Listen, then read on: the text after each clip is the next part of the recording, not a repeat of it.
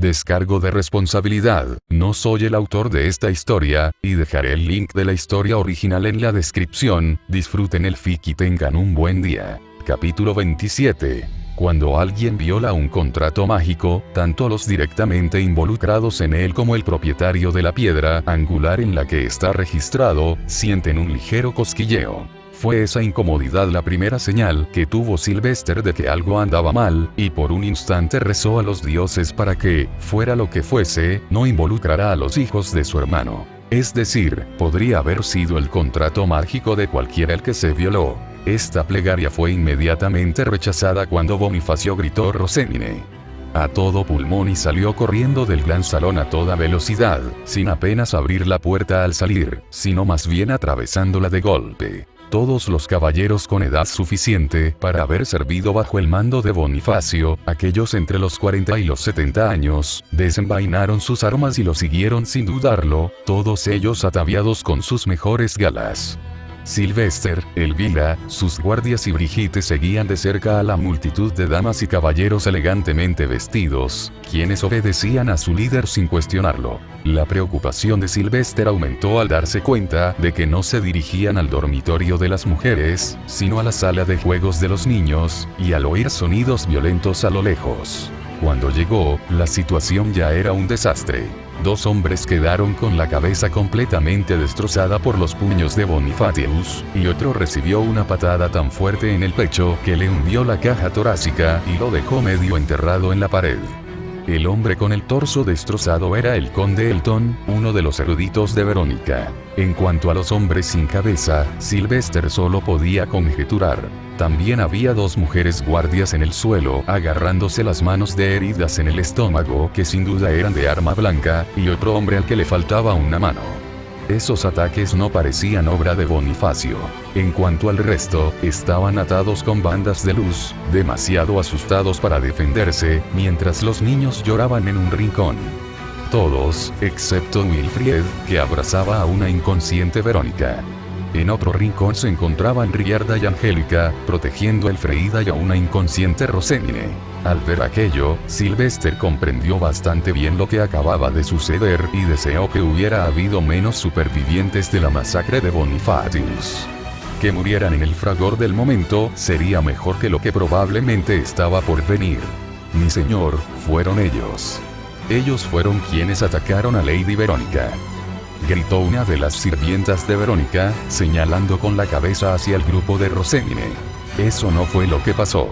Lady Verónica estaba intentando presionar a Rosemine para que firmara un contrato cuando se desmayó por sí sola, espetó Rierda con enojo. Un contrato, dijo Sylvester, temiendo lo peor mientras miraba el contrato sobre la mesa. Lo tomó y lo leyó. Se trataba de un contrato mercantil que hablaba sobre la división de los ingresos generados a cambio de permisos comerciales. Un clásico. Solo él podía sentir como el reverso de la página no coincidía con el anverso. Parece que mi madre ha violado accidentalmente un contrato mágico, dijo Sylvester antes de dirigirse a los presentes. Bonifacio, quiero que tú y Brigitte acompañen a Rosemine y Elfrieda a sus habitaciones. No las dejen solas bajo ningún concepto. Entendido, dijo Bonifacius, aún temblando ligeramente por la rabia contenida que provocaba miradas de miedo en la gente que lo rodeaba. Necesitaban sacar a Bonifacius de allí antes de que matara más gente, y debían asegurarse de que los niños estuvieran a salvo. Oswald y Lamprecht, quiero que lleven a Wilfried y a sus amigos de vuelta a sus aposentos, y que no dejen escapar a ninguno. Si se les escapan hoy, los haré responsables, dijo Sylvester, mirándolos con expresión amenazante. El ayudante y el caballero de la guardia de Wilfried se apresuraron a obedecer las órdenes. No voy a dejar a la abuela, gritó Wilfried, pero se quedó paralizado al ver la mirada en los ojos de su padre. Wilfried, como Auberenfest, te digo que te vayas, le dijo Sylvester a su hijo con dureza, quebrando la voluntad del muchacho de resistirse. Todos los presentes en la sala sabían ahora lo grave que se estaba volviendo la situación. Una vez que la habitación estuvo casi vacía, Sylvester se armó de valor y retiró la capa superior del pergamino, dejando al descubierto el contrato de sumisión. Elvira apretó los dientes al verlo y sujetó su abanico con tanta fuerza que se rompió. Sylvester alzó la vista hacia los adultos pálidos que estaban atados con cintas de luz. Les daré dos opciones. O cooperan con nuestro interrogatorio y consienten que se revisen sus recuerdos, o abandonan esta habitación ahora mismo. Si deciden irse, haré la vista gorda ante lo que Bonifacius y Ferdinand les hagan a ustedes y a sus familias como consecuencia de su posible implicación. Como era de esperar, nadie aceptó su oferta de intentar marcharse. Se sometieron voluntariamente a los instrumentos mágicos de sellado de Schtope. Una de ellas incluso rompió a llorar, suplicándoles que perdonaran a sus hijos, diciendo que solo había hecho lo que le habían ordenado. Claro que Sylvester no quería oírlo. ¿Qué vas a hacer con Verónica?, preguntó Carstedt. La curaremos antes de llevarla a la Torre de Marfil, dijo Sylvester, sorprendiendo a muchos de los que lo rodeaban, ya que la Torre de Marfil era una prisión exclusiva para los miembros de la familia del archiduque, un edificio al que solo podían acceder aquellos que estaban registrados en la piedra angular del ducado. Sylvester acababa de declarar a su propia madre culpable de traición contra el ducado. Era la opción lógica. La elección entre las facciones de Verónica y Lady Segan era bastante equilibrada y podría haber caído de cualquier lado.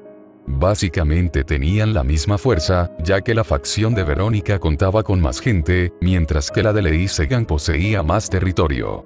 Así que, si ese hubiera sido el único factor a considerar, Sylvester aún podría haberse visto tentado a proteger a su madre y encubrir el asunto en lugar de hacer lo correcto. Pero la situación era más complicada que eso. Rosemine era candidata al archiducado, hija de Fernando, una figura clave en la facción Florencia, y también contaba con el apoyo de la facción Lady Segan. Un ataque contra ella no sería ignorado. Incluso sin considerar su poder político ni a su padre, Rosemine era un recurso demasiado valioso para el ducado, tanto por su gran cantidad de maná como por las industrias que había creado. Era tal su valor que Sylvester probablemente se habría aliado con ella en detrimento de la facción de Verónica, incluso si no hubiera sido su sobrina.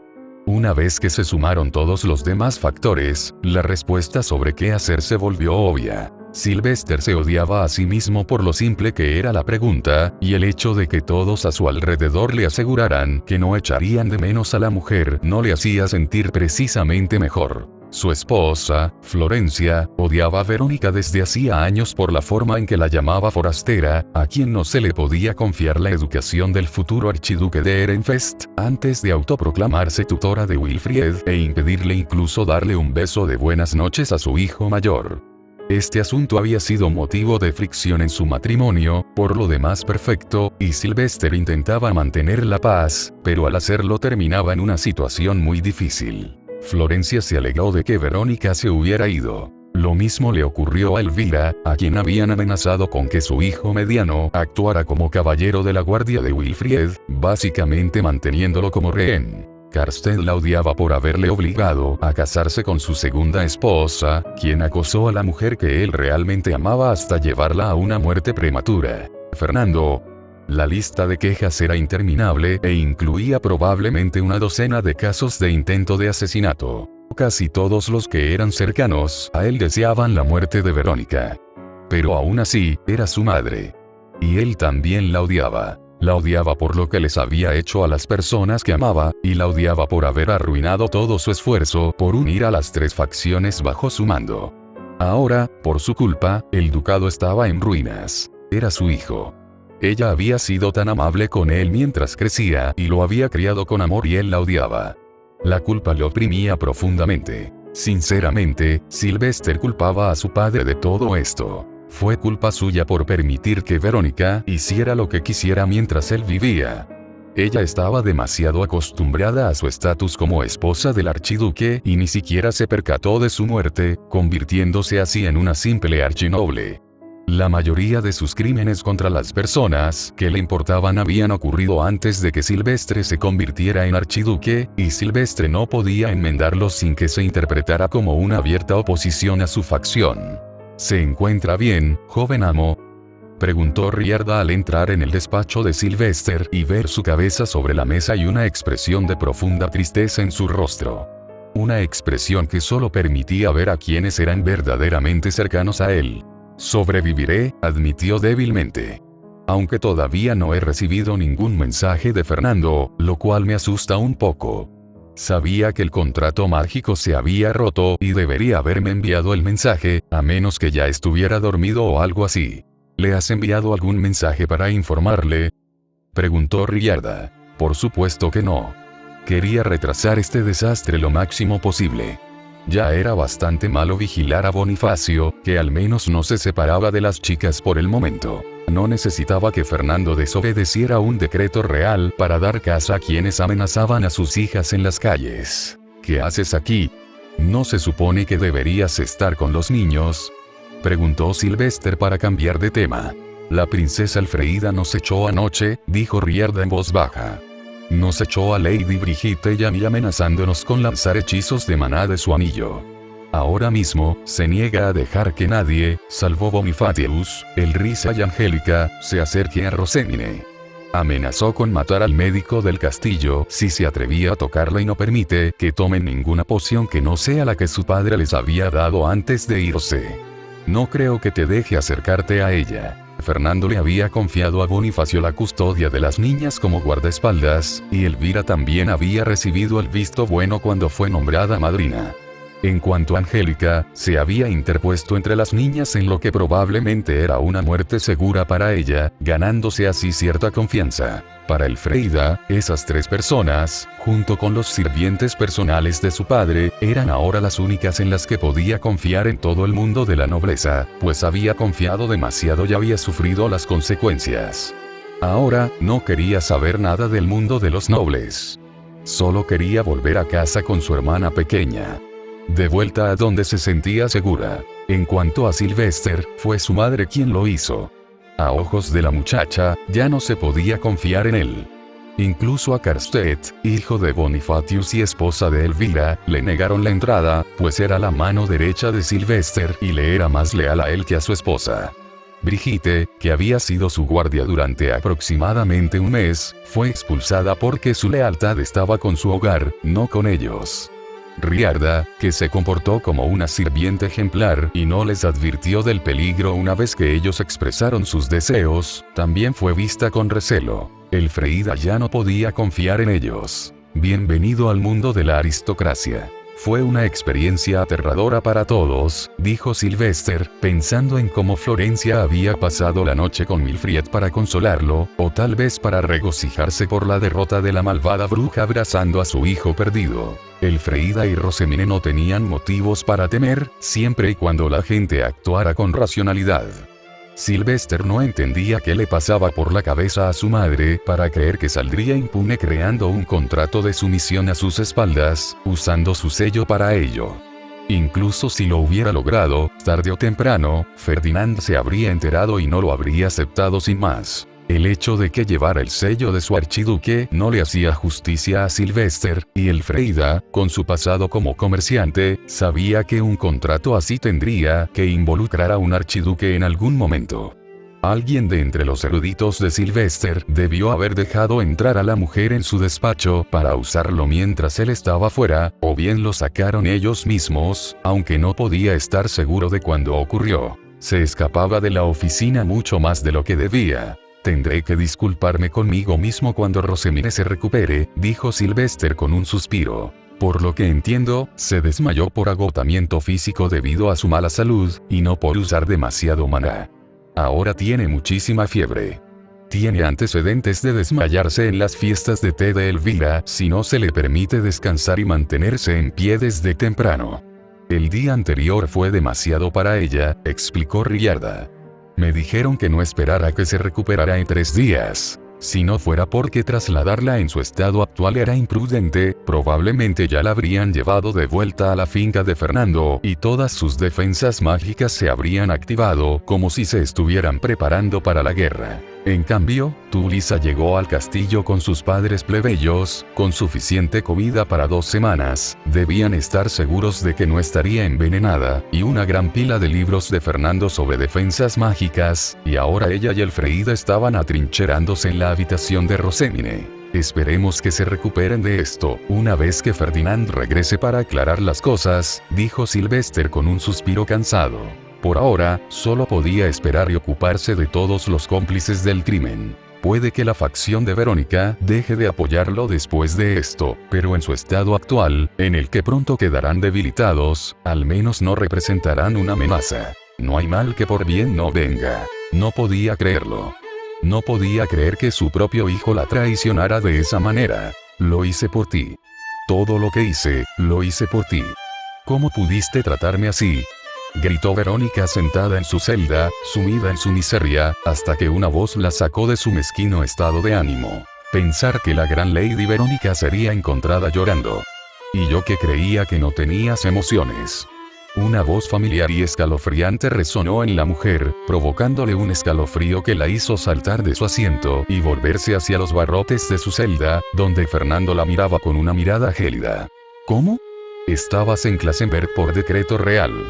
¿Qué haces aquí?, exigió Verónica furiosa, avergonzada de haber sido vista por ese canalla, con los ojos enrojecidos por las lágrimas. Volé durante toda la noche solo para venir a verte. Pero no te preocupes, volveré antes de que nadie se dé cuenta de que me fui, dijo Fernando mientras un par de espadas se materializaban en sus manos. Verónica retrocedió asustada cuando el hombre cortó las rejas metálicas reforzadas mágicamente de su celda antes de caminar lentamente hacia ella, mientras sus cuchillas desaparecían a su paso. ¿Qué crees que estás haciendo?, gritó Verónica, antes de que una daga de aspecto retorcido apareciera en su mano. Se movió tan rápido que Verónica no pudo defenderse, ni siquiera con su magia a su alcance.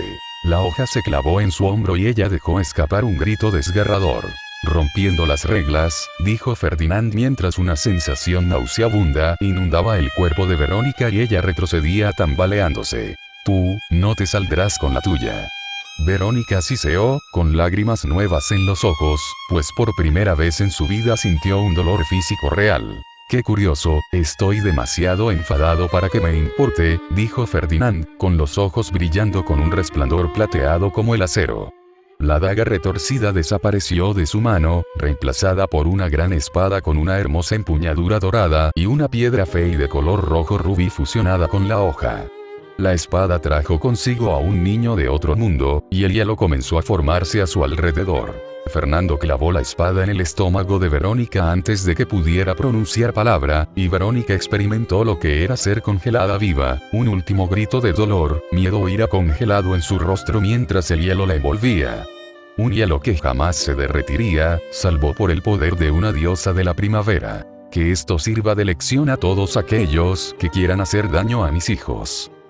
Capítulo 28. Chicas, es hora de despertar, dijo Eva mientras descorría las cortinas y dejaba entrar la luz en la habitación, en la cama donde Tully, Mine y Freida estaban acurrucadas. Después de lo sucedido, Tully quería estar cerca de Mine y dormir en la misma cama con ella, como lo hacían en la ciudad baja, y Freida no quería quedarse fuera, aunque compartir cama con alguien era una experiencia nueva para ella. Todos estaban juntos en la habitación de Mine, pero era una habitación en el sentido que le daba la nobleza a la época.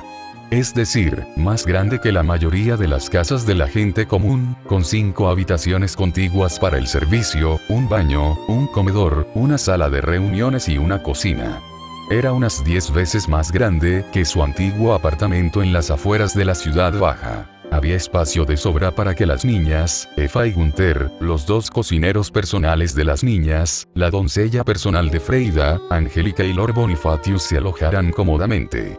Aunque Bonifatius vivía en condiciones muy inferiores a las que le correspondían, se negaba a separarse de los niños. Algo que agradecían después del susto reciente. De acuerdo, dijo Tully, dejando que su madre la ayudara a levantarse y a vestirse, como si volviera a ser una niña. Era algo que alegraba a Eva, ya que ahora era la cuidadora personal de sus hijas. Podía volver a tener esos momentos de contacto que se habían vuelto más raros desde que dejaron de ser niñas pequeñas. Originalmente, en esta etapa de la vida de Tully, ella estaría buscando un contrato de aprendizaje y vivir en la compañía Gilberta, lo que significaría que el tiempo que pasarían juntas se iría reduciendo hasta que finalmente alcanzara la mayoría de edad y se independizara con algún hombre. En cambio, Eva probablemente permanecería muy unida a sus hijas el resto de su vida, pudiendo verlas crecer ante sus propios ojos. Freida también estaba siendo vestida por su propia doncella personal mientras Mine se incorporaba en la cama y olfateaba el aire. ¿Te encuentras mejor hoy?, le preguntó Eva a su hija menor, sin preocuparse de que la criada de Freida viera nada, ya que llevaba el tiempo suficiente con Freida como para saber que Mine no era realmente la hija biológica de Shirou, pero también era lo suficientemente inteligente como para no compartir esa información. Mine había empezado a mostrar signos de recuperación alrededor del mediodía del día anterior, pero la habían mantenido en cama durante todo el día para asegurarse de que estaría bien. Estoy bien, pero este olor es tan bueno, dijo Mine con una sonrisa nostálgica. Supongo que ella ya tiene el desayuno preparado. ¿Te apetece desayunar con nosotras o prefieres comer en la cama?, le preguntó Eva a su hija menor. Me siento mucho mejor. La sanación de Tuli me ha ayudado muchísimo, dijo Mine con una sonrisa alegre, muy diferente de las sonrisas nobles que tenía que fingir en público. Muy bien, entonces déjame ayudarte a prepararte y bajaremos todos juntos. Eva rió entre dientes al ver la carita infantil de su hija, contenta de comprobar que los horrores de los días anteriores no la habían corrompido. Tras finalizar los preparativos, bajaron a la cocina para ver qué les tenía preparada ella ese día. Pero todos se quedaron paralizados al asomarse. Dentro se encontraba ella, inmóvil como una estatua, junto a un hombre que definitivamente no debería haber estado allí. Shirou, el hermano del archiduque, se giró para mirarlos con una sartén llena de pescado y un sencillo delantal blanco sobre su elegante vestimenta de noble. Hacía mucho tiempo que no lo veían en una cocina, y la mezcla de ropa de noble y delantal sucio resultaba de lo más cómica. Me alegra ver que ya están todos despiertos. Por favor, pongan la mesa. El desayuno estará listo en unos instantes. Todos se sentaron alrededor de la mesa y comieron juntos. Los plebeyos se sintieron muy incómodos cuando les dijeron que comieran con ellos, a pesar de la presencia de Lord Bonifacius. Los cocineros y la criada ni siquiera estaban acostumbrados a Shirou. No es que a él le importara. Las comidas deberían ser un evento social.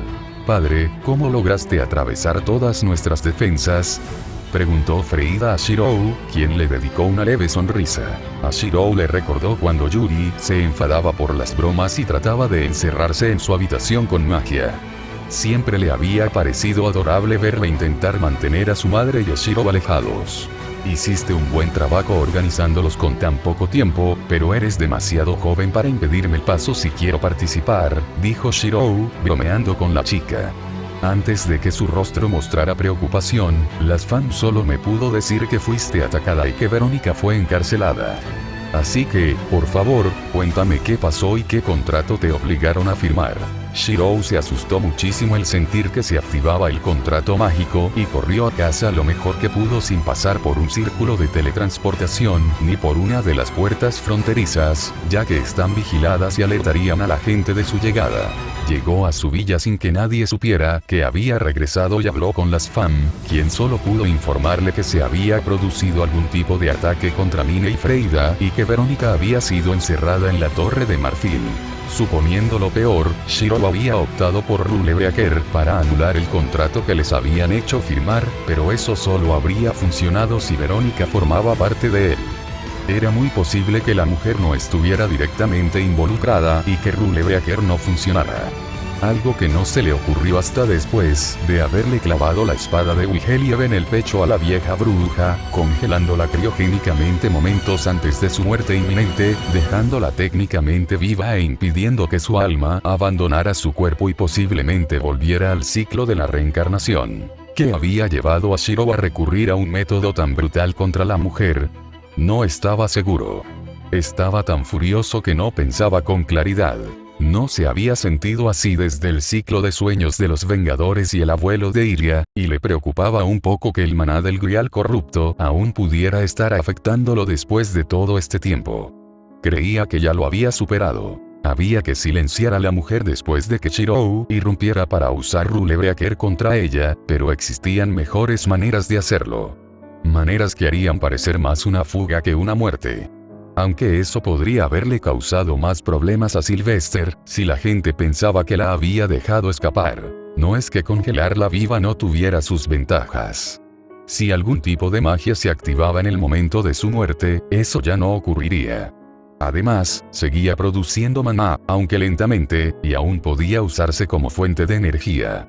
No lo firmamos, le dijo Mine entre bocados del pescado que Shiro había traído de Klassenberg, algo que a Mine le alegraba mucho, aunque supiera a bacalao, en lugar de a los que estaba acostumbrada en su vida anterior.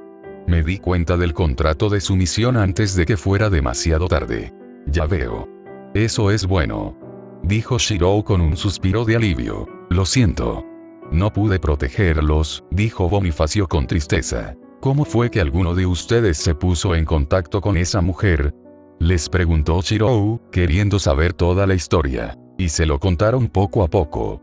Le explicaron lo cansada que estaba Mine y que Sylvester les sugirió que se quedaran a pasar la noche en lugar de irse y arriesgarse a desmayarse durante el transporte, y como Riarda se había negado rotundamente a que Bonifacius entrara en el dormitorio de las mujeres.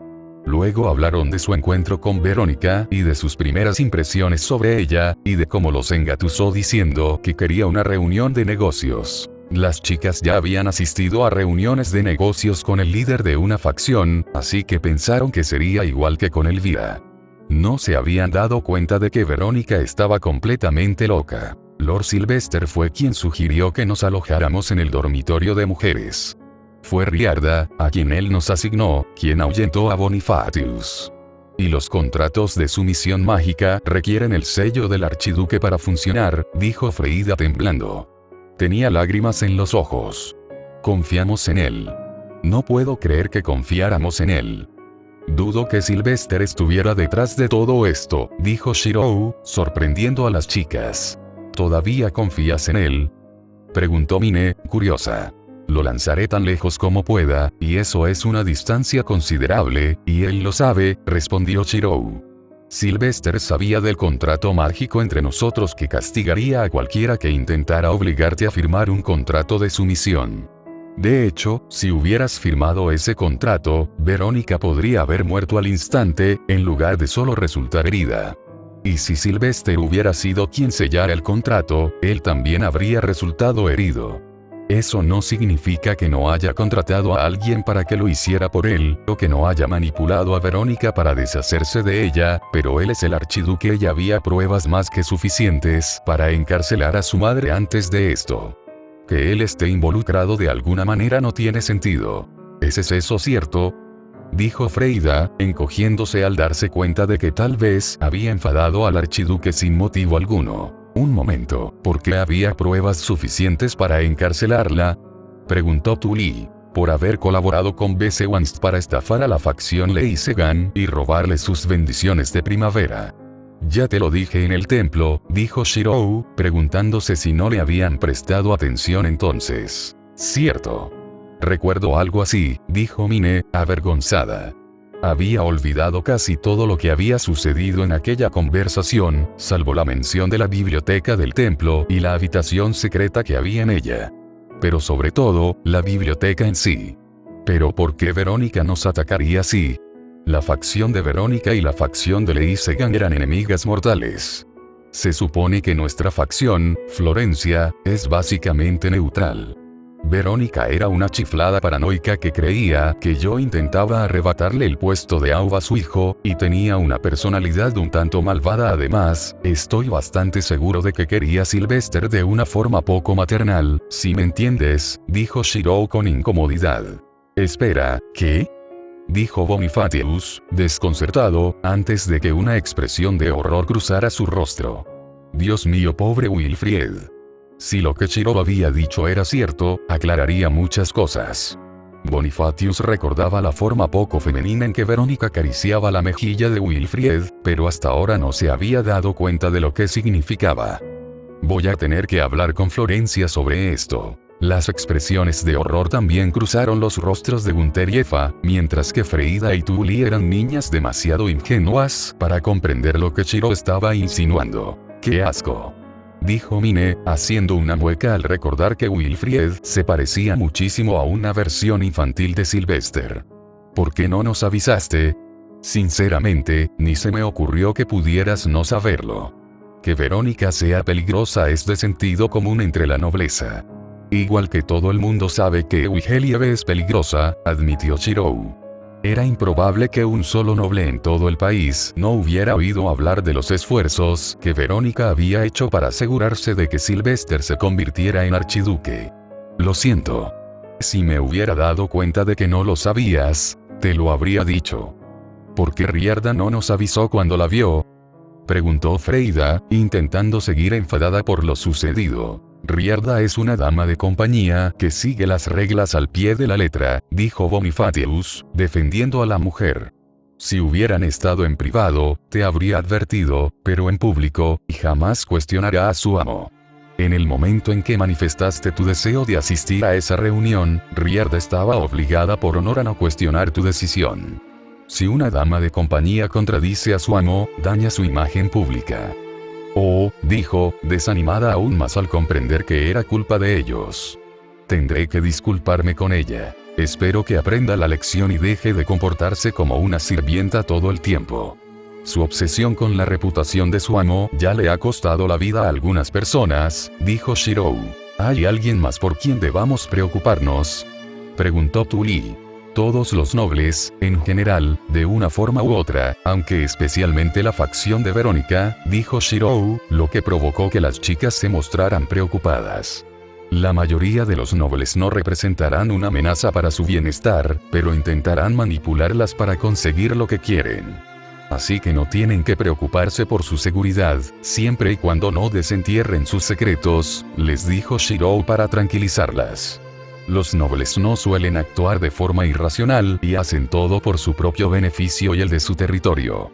Incluso Elvira es tan amable con ustedes porque son irreemplazables para su facción. Por eso también pueden confiar en Sylvester, porque las industrias que crearon son tan valiosas para Ehrenfest que estaría dispuesto a cortarse un brazo para que siguieran trabajando con él.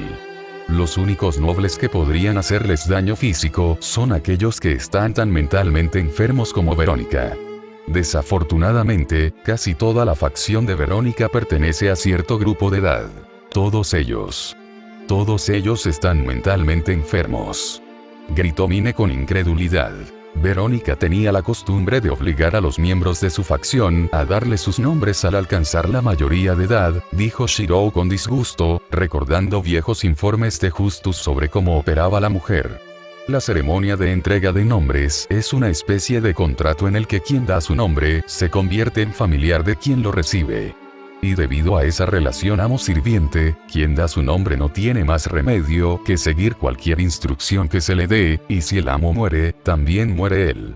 Una vez completado el contrato, el maná pasa del amo al sirviente, haciendo que los patrones mentales del amo lo influyan. Por eso, la enfermedad mental y las obsesiones de Verónica se han extendido, en mayor o menor medida, a todos sus seguidores jurados.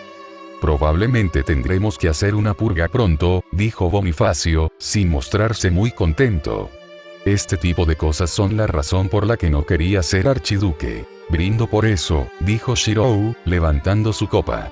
Una purga, dijo Tu Li, con la garganta seca. Pero dijiste que los obligaron a dar sus nombres. Y técnicamente no han hecho nada malo. No puedes estar planeando. Mientras no haya señales de rebelión, no creo que se produzca una purga total, dijo Shirou, intentando calmar al niño. Aunque no puedo decir lo mismo de quienes estuvieron directamente involucrados en los recientes sucesos. Esos caballeros que te atacaron a un miembro de la familia del archiduque, y por lo tanto, es probable que ellos y sus familias enteras sean condenados a muerte. Sus familias enteras, no te refieres también a los niños, ¿verdad? Dijo Mine, horrorizada. Tras su experiencia en el orfanato, las chicas habían empezado a sentir cierta debilidad por los niños, irónicamente, teniendo en cuenta que ellas mismas habían sido niñas. Familias enteras son asesinadas para evitar represalias y dar un escarmiento. En cuanto a los niños, sin el apoyo de sus padres, ya no pueden convertirse en nobles. Sin herramientas mágicas, acabarían muriendo por el descontrol del maná. Comparado con ese dolor, matarlos es un acto de misericordia, explicó Bonifacius, aunque no parecía muy satisfecho. Mine y Freida se estremecieron, pues conocían muy bien la sensación de morir lentamente a manos del maná descontrolado. Los ojos de Tuli también reflejaban tristeza, pues había observado durante años el rostro de su hermana pequeña reflejado en ese dolor. ¿No podemos hacer algo, como llevarlos al orfanato y ayudarlos allí?, preguntó Mine. Sí, al templo siempre le vendría bien más maná, asintió Tuli sin dudarlo. Y el taller del orfanato también podría darle un buen uso, añadió Freida, para quien la caridad y el beneficio van de la mano. ¿Ofrecerías refugio a los hijos de aquellos que te querían esclavizado o muerto? Hijos que casi con toda seguridad te culparán de sus penurias y jurarán vengarse de ti, les preguntó Shirou, provocando que los niños se removieran incómodos. No está bien. Aunque entiendo por qué lo harías, no está bien. Los hijos no deberían pagar por los pecados de sus padres, dijo Mine finalmente, recibiendo asentimientos de aprobación de los otros dos. Esos son ideales insensatos. Insensatos, pero hermosos, dijo Shirou con una sonrisa cariñosa. ¡Qué niños tan buenos!, dijo Bonifacio con lágrimas en los ojos. Bonifatius, ¿podrías hablarlo con Sylvester por mí?, le preguntó Shirou. Lo haría yo mismo, pero tengo que irme pronto para volver a Klassenberg antes de que alguien se dé cuenta de que he desobedecido un decreto real. Shirou había traspasado la barrera del ducado para evitar las puertas, dejando a Cartijustus con una montaña de bestias feéricas que había matado en su camino desde el extremo occidental de Klassenberg hasta su frontera oriental, que compartía con Ehrenfest. 1000 bestias feéricas en total, que Justus enviaría de vuelta poco a poco para convencer a todos de que Shirou seguía allí. ¿Te vas otra vez?, preguntó Freida, mirándolo con ojos suplicantes. O me voy o tendré que tener una conversación muy desagradable con los caballeros reales, y ya de por sí tienen poco personal, dijo Shirou con una sonrisa, provocando una carcajada en Bonifatius. Asegúrate de quedarte con Bonifatius hasta que vuelva y revisa la comida que te den, tal como te enseñé. De acuerdo, dijo Freida. Shirou le sonrió, pero sus orejas se crisparon al oír un crujido en las escaleras, y giró la cabeza para ver quién se acercaba a la zona común de la habitación de Mine. Sin embargo, al verla, se quedó paralizado de incredulidad. Una joven vestida de caballero bajaba las escaleras hacia ellos, con el cabello azul celeste recogido en una coleta y una dulce sonrisa en el rostro. Un rostro que Shirou creyó reconocer. ¿Saber? Hola, Lord Fernando.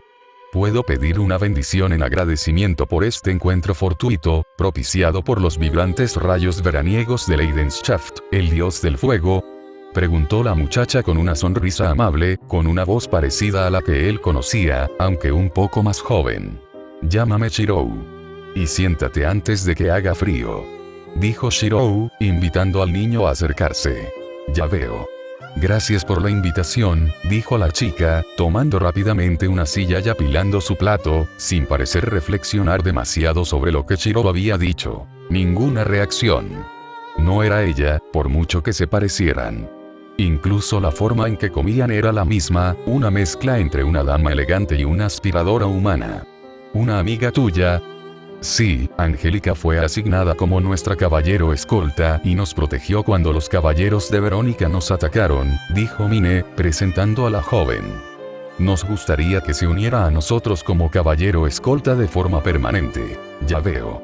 ¿Y Angélica también quiere eso?, preguntó Shirou, mirando a la chica. Angélica hizo una pausa en su comida y se volvió hacia Shirou con una sonrisa elegante.